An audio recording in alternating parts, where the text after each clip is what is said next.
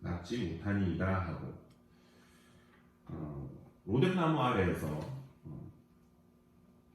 힘들어 죽겠다 이렇게 이제 불평을 하는 그때에 하나님 앞에서 그가 불평을 한 가지 더 합니다.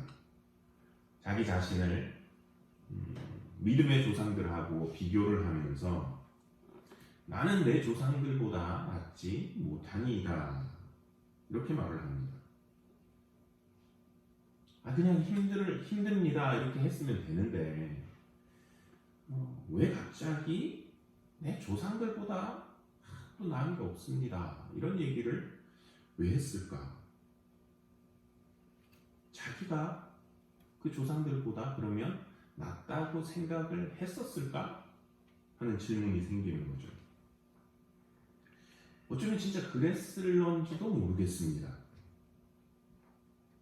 이 영적으로 참 어두웠던 이 시기에 사역을 하면서 또 누구도 보여주지 못했던 이런 가시적인 결과들을 내놓으면서 나만큼 하는 사람 있나? 이 정도면 잘하지 않았나? 아니면 또 조상들을 생각하면서 어느 조상만큼 내가 좀 견줄만 하려는가? 아브라함만큼 되려나? 아니면 모세만큼 되나? 요수아보다 잘했나? 사무엘 아니면 다윗 임금만큼은 되나? 뭐 이런 식으로 생각을 하지 않았을까 하는 생각을 해봤습니다. 근데 이제 몇 가지를 생각해 보니까 진짜 어떤 한 조상 중에 위대한 지도자에게 좀 견줄만 하지 않는가 하는 생각을 하게 됐습니다. 누구냐면 일면 모세의 모습하고 좀 비슷한 모습들이 보입니다. 모세도 불이 나오게 만들었거든요. 회막에 들어갔다가 나와서 하나님의 영광이 드러나고 그 앞에서 이제 불이 나와서 백성들이 벌벌 떨게 만들었는데 레위기 9장 23절 24절 말씀입니다. 모세와 아론이 회막에 들어갔다가 나와서 백성에게 축복하며 여호와의 영광이 온 백성에게 나타나며 불이 여호와 앞에서 나와 제단 위에 번제물과 기름을 사른지라 온 백성이 이를 보고 소리 지르며 엎드렸더라. 하나님 앞에서 불이 나오도록 만들었습니다. 또 엘리야가 기손 시내에서 바알과 아세라 선지자들을 죽였듯이 모세도 자기가 하나님을 만나고 있는 동안에 이 아론과 이 배역한 백성들이 금송아지를 만드는 이 악을 저질렀을 때 얼른 그 산에서 밑으로 내려와가지고 엘리야가 갈멜산에서 기손 시내로 내려가서 죽였듯이 이 우상 숭배에 가담했던 사람들을 치게 했습니다. 출애굽기 32장 보시면 26절 27절인데요. 모세가 말합니다. 누구든지 여호와 편에 있는 자는 내게로 나아오라 하매 레위 자손들이 다 그에게 가는지라. 그리고 모세가 말합니다. 너희는 각각 허리에 칼을 차고 진 이문에서 저문까지 왕래하며 각 사람이 그 형제를 각 사람이 자기의 친구를 각 사람이 자기의 이웃을 죽이라 하셨느니라. 이날 죽은 사람이 3,000여 명 가량 된다고 성경은 기록을 하고 있습니다. 또 가뭄 기간 동안에 이 엘리야가 자기가 먹고 살고 또 사르밧 과부가 하나님의 이 먹여주심을 경험했듯이 모세도 광야에서 하나님의 먹여주심을 경험했잖아요. 거기다가 오늘 이야기에서처럼 엘리야가 호렙으로 가서 하나님을 만나는데 모세도 호렙산에서 하나님을 만나. 그래서 어떻게 보면 엘리야는 모세보다 더한 것까지 있었습니다. 모세도 하지 못했던 죽은 사람을 살리는 그런 일까지 했었잖아요. 그러니까 처음에 우리가 생각했을 때 엘리야는 뭐가 없는 사람이라고 그랬죠? 족보가 없는 사람, 뒷배경이 없는 사람, 자랑할 게 없는 사람이라고 우리가 생각을 했었는데 어쩌면 지금은 하나님의 사역을 정말 자기가 잘 감당했다라고 하는 자신감? 아니면 우월감 때문일까요? 자기 마음속에 이런 누군가에게 견주고 싶은 마음이 있었던 것이 아닐까? 뭐 내가 그 사람보다 못한 게 뭐가 있어서 이런 식으로 말입니다. 근데 그가 이런 생각을 가지고 있다가 이 이세벨의 위협에 도망쳐 나오면서 그 생각이 좀 깨진 것이 아닌가 생각을 해봅니다. 이만큼 했으면, 이만큼 뭔가 성공적으로 했으면 모세가 했던 만큼 한 것 같은데, 그러면 아합이나 이세벨이나 이 이스라엘 백성들이 예전에 모세 아래서 이스라엘 백성들이 납작 엎드리고 돌아섰던 것처럼 자기가 한 그 사역 앞에서 돌아서주고 이러면 좋았을 텐데, 그게 아니라 오히려 위협이 오니까 그럼 그렇지 뭐 내가 뭐 별거 있겠어 하는 그런 좀 비교의식에서 나오는 자기 비하, 절망 뭐 이런 것들이 있었던 것이 아닌가 하는 생각을 해봅니다. 우리가 사역을 하면서 조심해야 되는 부분이 이런 부분인 것 같습니다. 저 사람 다 잘하는 것 같고 나는 아닌 것 같고 칭찬은 저 사람이 다 받아가고 나는 별로고 인정은 다 저 사람이 받고. 또 한 가지 엘리야를 괴롭히고 있었던 것은 자기 혼자 남았다라고 하는 생각이었습니다. 10절 말씀입니다. 그가 대답하되 내가 만군의 하나님 여호와께 열심히 유별하오니 이는 이스라엘 자손이 주의 언약을 버리고 주의 제단을 헐며 칼로 주의 선지자들을 죽였음이오며 오직 나만 남았거늘 그들이 내 생명을 찾아 빼앗으려 하나이다. 40일간 이 광야를 걷고 걸어서 드디어 하나님의 산에 이르렀는데 하나님께서 물으셨습니다. 너 왜 거기 있냐? 이래저래 이제 대답을 했지요. 근데 그걸 한 단어로 딱 축약을 해 보니까 그겁니다. 자기 혼자 남았다는 겁니다. 자기 혼자.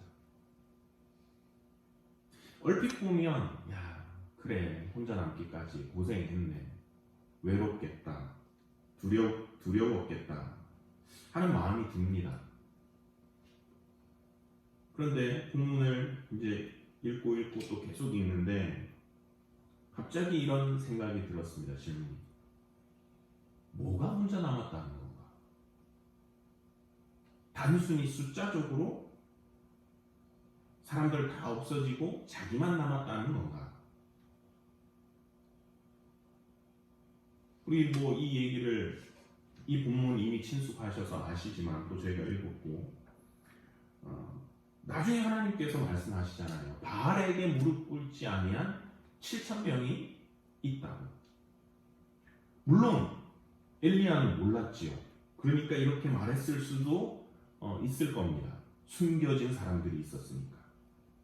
7,000명이나 있었어요? 몰랐지요. 그러면 불과 40일 전에 자기가 데리고 있었던 자기의 사환, 자기와 함께 하나님 일을 했었잖아요. 갈멜산에 올라가주고 구름이 오는지 체크해주고 그 이스라엘에서 100마일 이상 같이 내려와서 부엘세바까지 같이 도망와주고 했던 이 상황입니다. 그런데 지금 자기밖에 안 남았다고 합니다. 무슨 말이냐? 무슨 말일까? 지금 자기밖에 안 남았다는 게 무슨 말일까? 본문이 이렇게 읽혀졌습니다. 다시 보니까 그가 대답하되 만군의 하나님 여호와께 열심히 유별하오니 저만 남았거늘. 중간 생략하고요. 그러니까 하나님께 열심을 가지고 있는 사람은 남아나는 거예요. 그리고 중간에는 다시 설명을 드리겠습니다. 엘리야는 정말 열정이 있었어요. 열심히. 자기가 혼자 남았다고 하면서 이야기를 하는데 그것을 되짚어 보면 사실은 이스라엘 백성들이 잘못한 것을 얘기하지만 거기에 상응하는, 거기에 맞는 자기의 행동들이 나옵니다. 이스라엘 백성들은 언약을 버렸는데 나는 하나님의 언약을 붙잡고 하나님 당신만 쫓았고 그래서 바알을 대적했고 아합과 이세벨 앞에서 섰었고요. 이스라엘 백성들은 주의 제단을 헐었지만 내가 그 제단 다시 세웠고요.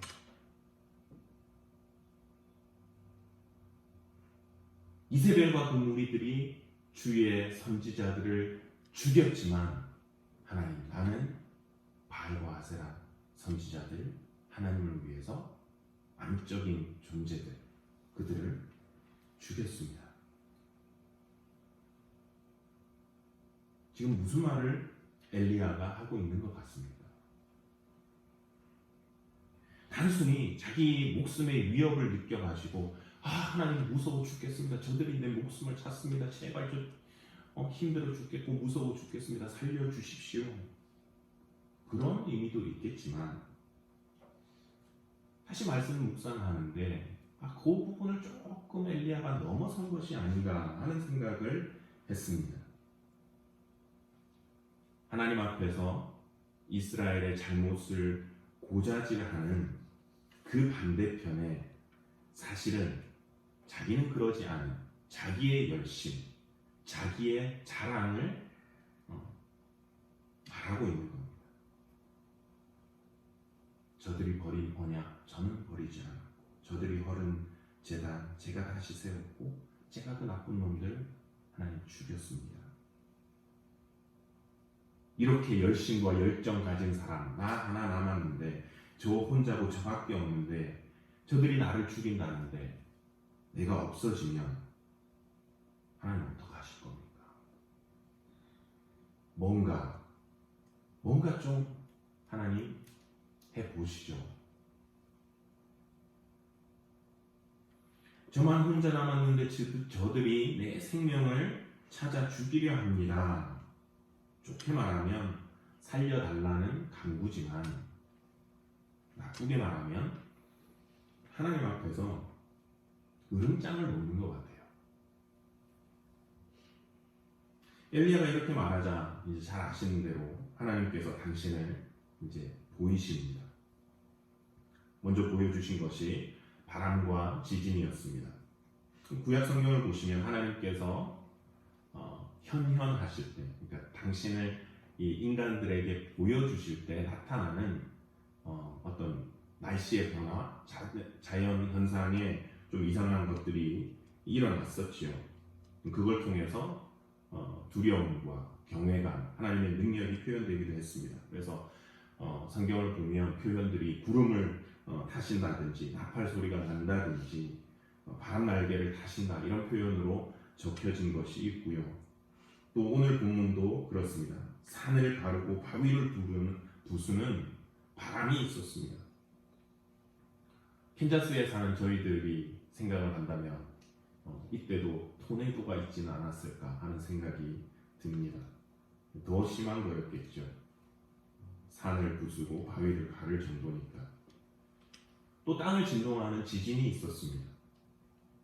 LA 한번 갔다가 아주 살짝 한번 탁 이렇게 지진을 만났는데 그러고 나서도 좀 심장이 쿵쾅쿵쾅 하더라고요. 진짜 센 게 오면 와 정말 겁나겠다 하는 생각을 했었습니다.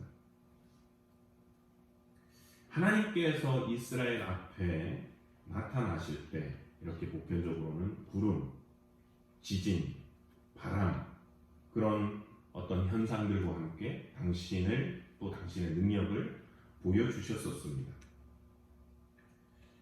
근데 엘리야가 가만히 보니까 하나님이 그런 능력들과 함께 나타나시지를 않으셨습니다. 바람 속에도 없었고 지진 가운데서도 없었습니다. 하나님이 나오신다고 했는데 분명히 그 능력 가운데 계셔야 되는데 없었습니다. 세 번째는 불이 임합니다.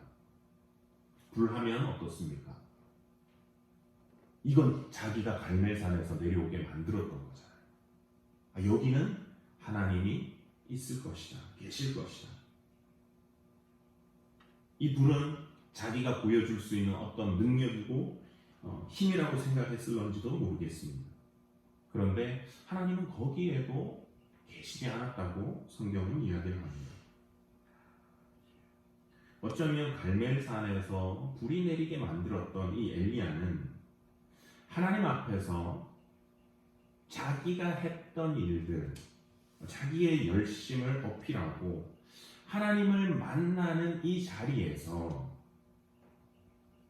불, 바람, 지진 같은 이런 능력들이 참 능력이라고 생각하고 또 그런 강한 바람을 보내고 지진을 불러일으키는 그런 능력을 받아서 또 사역하기를 원했는지 모르겠습니다. 왜냐하면 이세벨을 대적할 능력 있는 사람은, 그런 능력을 행한 사람은, 또 그런 열심을 가지고 살았던 사람은 누구밖에 없었으니까요.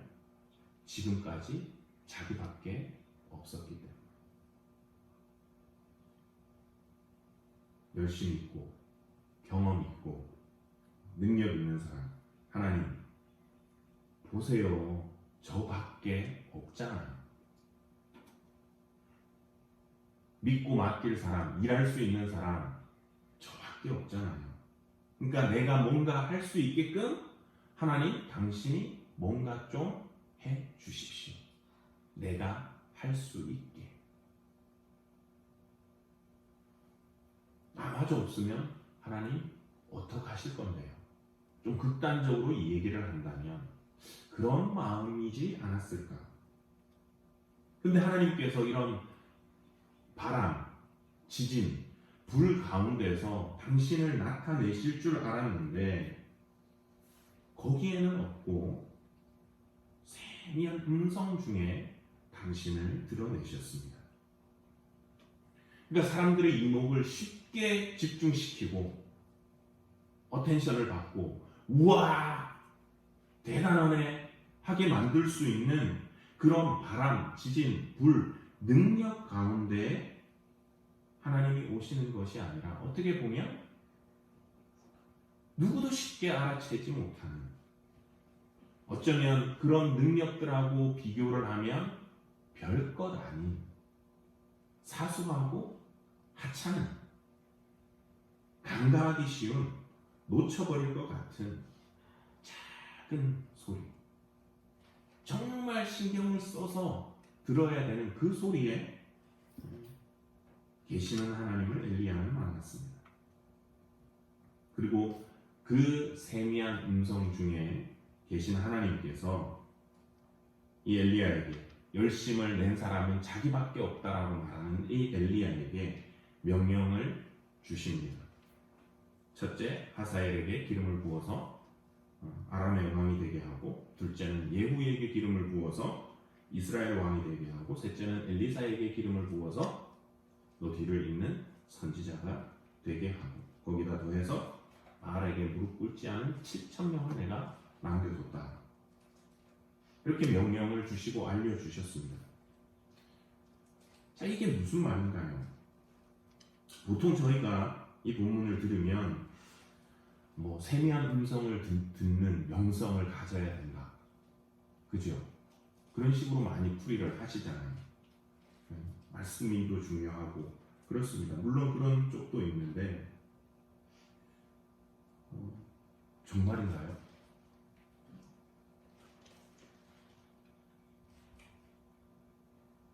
엘리야는 이전에도 하나님 음성 듣고 움직였었어요. 그리 시내로 가라, 사르밧으로 가라, 아합 앞에 나타나라, 어떻게 해라.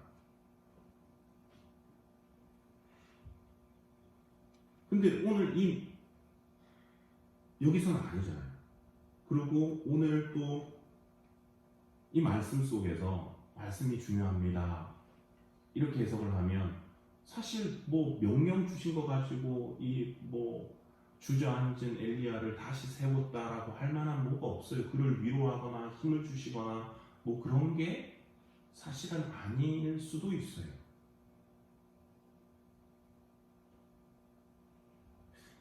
오히려 이 지금 하나님이 주신 명령은 어떻게 느껴지냐면 자기 혼자 남았다라고 하는 말에서 느껴지는 외로움을 넘어서 어쩌면 이제까지 열심을 가지고 일했던 사람은 자기 혼자였다라고 하는 영적인 무지, 그리고 앞으로도 열심을 가지고 일할 사람은 나 혼자일 거라는, 어쩌면 정말 조심해야 되는 영적인 교만, 그것을 그가 가지고 있었음을 하나님께서는 이 명령을 통해서 깨우쳐 주시는 것은 아닐까. 그러니까 자기만 하나님의 일을 한 것이 아니라 하나님께서 일하시는데 그 일하는 사람 중에 엘리야를 하나 써주신 것을 엘리야는 모르고 있었던 거예요.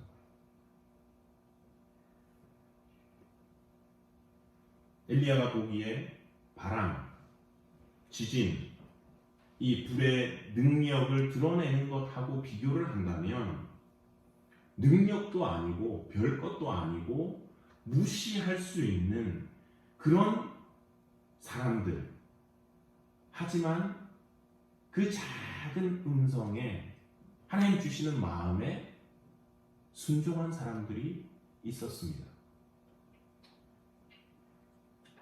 엘리야 이야기 처음 나온 오바댜가 그랬잖아요. 오바댜가 엘리야처럼 하늘에서 불을 내리게 했습니까?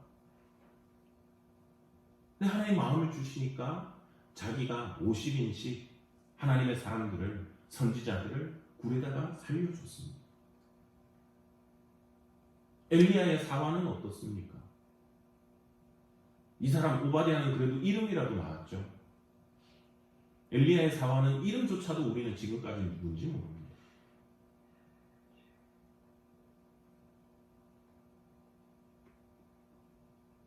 하지만 하나님의 마음, 그 음성에 순종해서 엘리야를 섬김으로써 이 사환도 하나님의 일에 동참했던 인물이었던 것을 봅니다. 하나님 말씀하시는 7,000명은요, 그냥 하나님 말씀하셔가지고 나중에 언제 내가 하늘에서 뚝 떨어뜨려 줄게, 그런 말씀이 아니잖아요. 이 사람들이 지금 드러나지는 못하지만 하나님 주시는 마음을 쫓아서 바알을 따르지 않는 그 마음을 가지고 지금 순종하고 있음을 하나님 말씀하시고 있는 것입니다. 더군다나 하사엘이라고 하는 사람은 아람의 왕이 될 사람입니다. 쉽게 말하면 이방인이에요. 이방인. 이스라엘 사람이 아닙니다. 엘리야는 이렇게 자기만 혼자서 하나님의 일을 한 것이 아니라 하나님께서 당신의 일을 하시는데 그 안에서 이방인도 사용할 수 있음을 그가 지금 깨닫고, 그리고 자기 자신도 하나님께서 그렇게 써주셨던 것을 깨닫게 되는 것입니다. 오늘 말씀을 묵상하면서 저는 생각해 본 것이 이겁니다. 엘리야가 자기 자신을 위대한 조상과 비교하고 또 동시대를 사는 그저 그런 일반인들과 또 비교를 하고 그 비교 의식 속에 조금 살고 있었던 그 모습을 보게 됐습니다. 우리가 신앙생활을 하면서 신앙생활이 아니라 일상에서도 마찬가지지요. 조심해야 될 것이 하나 있다면 바로 이 비교 의식이 아닌가 생각을 합니다. 왜냐하면 우리는 이 비교 의식을 통해서 비교를 통해서 양극단의 부정적인 경험을 할 수 있기 때문에 그렇습니다. 나보다 잘하는 사람, 잘난 사람, 신앙 좋은 사람, 사역 잘하는 사람, 그래서 칭찬받는 사람, 인정받는 사람 앞에서는 내가 작아지고요. 내가 뭐 그렇지. 비참해지기도 하고요. 또 나가서 셈이 나기도 하고요. 나도 열심히 했는데. 반대로 더 조심스러운 부분은 내가 저보다 낫다, 저 사람보다 낫다 싶으면 어떻게 되나요? 첫 번째는 자기 비하로 가고 두 번째 극단은 영적 교만으로 가죠. 혹시라도 우리 속에서 나는 별것 아닌데라는 생각이 든다면 우리가 조심할 수 있기를 바랍니다. 동시에 다른 사람을 바라보면서 저 사람보다는 낫다, 더 조심해야 됩니다. 물론 비교하는 것이 나쁘기만 하다는 말씀은 아닙니다. 우리는 또 비교를 통해서 도전을 받기도 하고 나 스스로 잘 못하는 것이 있으면 나를 쳐서 복종하고 싶은 그런 긍정적인 역할을 할 때도 있습니다. 근데 제가 지금 말씀드리는 것은 비교 의식을 통해서 부정적인 생각을 가져오게 될 때를 말씀을 드리는 것입니다. 다른 사람과 나 자신을 비교하지 말아야 될 이유 중에 하나는 우리를 만드신 하나님께서 우리를 각각 다르게 만드셨고 또 각 사람에게 다른 은사도 주시고 우리 관심도 서로 또 다르잖아요. 능력도 다르고 또 사회적인 위치나 직업도 다 다르고 다 그렇습니다. 근데 다른 사람과 비교해서 흉내 내려 한다거나 아니면 인정받으려고 한다거나 그러면 우울해질 것이고 더 나가면 잘못하면 하나님을 향해서 삿대질까지도 하는 거죠. 그래서 바울이 로마서 9장에서 이렇게 말하지 않습니까? 이 사람아 내가 누구이기에 감히 하나님께 반문하느냐. 지음을 받은 물건이 지은 자에게 어찌 나를 이같이 만들었느냐 말하겠느냐. 토기장이나 진흙 한 덩이로 하나는 귀 쓸 그릇을 하나는 천이 쓸 그릇을 만들 권한이 없느냐. 우리가 하나님 앞에서 취할 수 있는 자세는 이런 비교를 통해서 하나님 나 왜 이렇게 했어요? 불평하고 하나님 앞에 빠지는 것이 아니라 오히려 바울은 어떻게 해야 되는지를 또 디모데후서에서 이렇게 말합니다. 2장 20절 21절입니다. 자기를 비우고 깨끗이 해서 하나님이 쓰실 수 있도록 준비하라는 것입니다. 큰 집에는 금그릇과 은그릇뿐 아니라 나무그릇과 질그릇도 있어 귀하게 쓰는 것도 있고 천하게 쓰는 것도 있나니 그러므로 누구든지 이런 것에서 자기를 깨끗하게 하면 귀히 쓰는 그릇이 되어 거룩하고 주인의 쓰심에 합당하며 모든 선한 일에 준비함이 되리라. 주인의 쓰심에 합당하고 모든 선한 일에 준비함이 되리라. 원하기는 우리가 우리 스스로를 다른 사람들과 또 이 교회 안에서 공동체 안에서 지역 안에서 비교하면서 스스로를 비하한다거나 아니면 스스로 또 교만해지는 것이 아니라 우리는 다 나뿐 아니라 저 사람도 잘하는 사람 아니면 나보다 못하는 모두가 다 하나님께서 당신의 일을 위해서 일하시는데 우리 모두가 다 각자의 위치에서 쓰임 받는 존재다라고 하는 그 사실을 깨달아 알고, 그래서 하나님 앞에서 내가 어떻게 계속 쓰일 수 있을지 조심하며, 그래서 하나님과 함께 한 걸음 한 걸음 전진해 나갈 수 있는 저와 여러분들의 삶이 되기를 소원합니다. 기도하시겠습니다. 하나님 아버지, 은혜를 감사드립니다. 오늘도 저희들을 이 자리로 불러주시고 또 말씀을 통하여 저희를 깨닫게 하시니 감사합니다. 오늘 엘리야가 이세벨을 피해 도망가며 그 속에 가졌을지 모르는 그 마음에 대해 한번 생각해 보았습니다.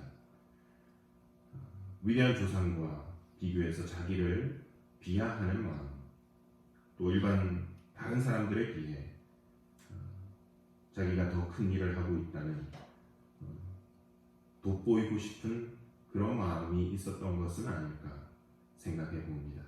혹시라도 주님, 저희 안에서도 이런 비교를 통해서 나를 비하한다거나 또 비교해서 나를 높이거나 하는 마음이 있다면, 하나님, 이제까지 내가 한 것이 아니라 하나님께서 당신의 사역을 위해서 크던 적던 나를 사용해 주셨음을 깨닫게 하여 주시고, 언제나 또 어떤 일을 하든 순종과 감사로 주님께서 맡겨주시는 사역을 감당하며 주님과 늘 동행할 수 있는 저희들의 삶이 되도록 이끌어 주시기를 원합니다. 남은 한 주간도 저희들의 삶을 주의 오른 장중에 붙들어 주시옵기를 원하옵고, 이 모든 말씀 살아서 역사하시는 우리 구주 예수 그리스도의 이름으로 기도드리옵나이다. 아멘.